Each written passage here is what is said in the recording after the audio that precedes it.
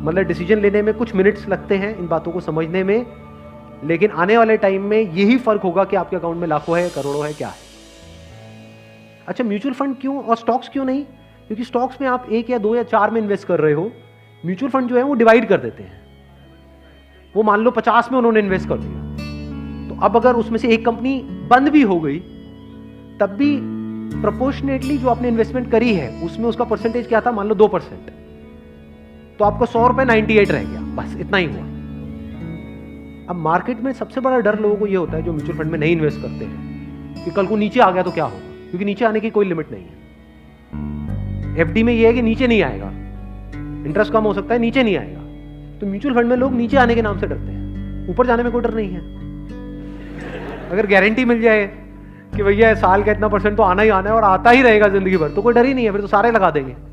But कोई guarantee नहीं है ना, और नीचे भी जा सकता है। तो अगर कुछ ऐसा हो जाए कि अगर म्यूचुअल फंड नीचे भी जाए तब भी आपका फायदा हो जाए, तो प्रॉब्लम सॉल्व हो गई ना।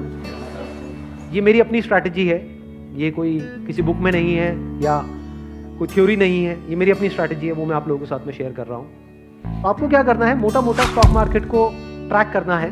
हफ्ते में एक दिन देख लो कि अभी कितने पे चल रहा है। मान लो एक पीक अभी मान लो 40,000 है, अभी मार्केट चल रहा है अराउंड कितना, 37 के अराउंड चल रहा है। तो मेरी स्ट्रैटेजी क्या है, जैसे ही मार्केट 20% से नीचे गिर जाए कि मार्केट की ये पीक है, मान लो 40,000 है, अब मार्केट 30,000 पे आ गया है, तो आपने क्या किया, पहले इन्वेस्ट किया हुआ था एसआईपी में लार्ज कैप्स में, आप इमीडिएटली जैसे ही मार्केट 30 पे आई आप स्विच कर गए मिड कैप में, not even in small cap, mid cap. अब ऐसा क्यों किया, क्योंकि जब मार्केट 20% टूटेगा, सेंसेक्स का मतलब लार्ज कैप्स जो बड़ी कंपनीज हैं, जब मार्केट 20% टूटेगा यानी बड़ी कंपनीज के जो शेयर्स हैं वो 20% से टूटेंगे, तो जो छोटी कंपनीज हैं उनके शेयर्स 50 से 60%, 70% तक टूट जाएंगे। तो जब वो 60% टूटा तो 100 की चीज आपको कितने में मिल गई, 50 में या 40 में। तो जब मार्केट नीचे भी गया तो आपका फायदा हो रहा है। ये स्ट्रैटेजी समझ आ गई।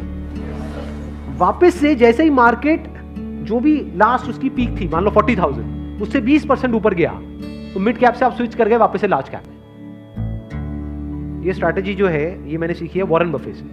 उनका जो बेसिक सा फंडा है, मतलब अगर एक लाइन के अंदर बोला जाए, वो क्या है कि जब मार्केट बहुत ज्यादा ग्रीडी हो तो डरो, और जब मार्केट डरा हुआ है तो ग्रीडी हो। बेसिक सा फंडा है, मतलब जब सब डरे हुए हैं थोड़े से लालची हो जाओ, और जब सब लालची हो रहे हैं, मतलब मार्केट ऊपर भाग रहा है, तो डरने लग जाओ। तो लार्ज कैप में डर कम है, मिड कैप में डर ज्यादा है।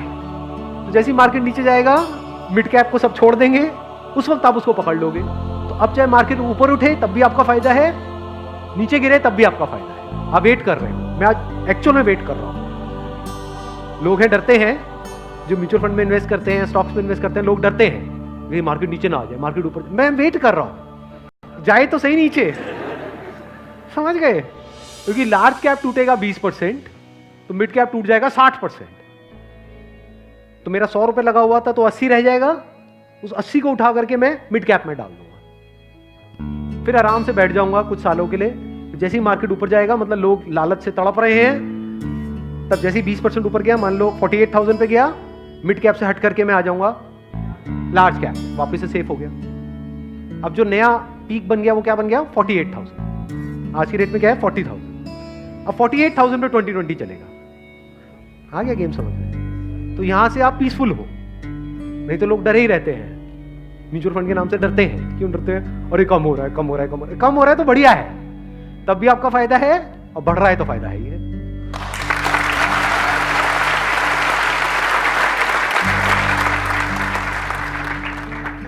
समझ गए, ये बेसिक सा फंडा है, हमेशा याद रखना। मतलब मासिस की जो साइकी है उससे आप कुछ अलग करोगे तभी आपके साथ कुछ अलग होगा, नहीं तो पूरी मार्केट रो रही होगी, आप भी बैठ करके रो रहे होगे, अरे टूट गया टूट गया टूट गया टूट गया, अरे गिर गया गिर गया गिर गया, मैं बर्बाद हो गया, मैं बर्बाद।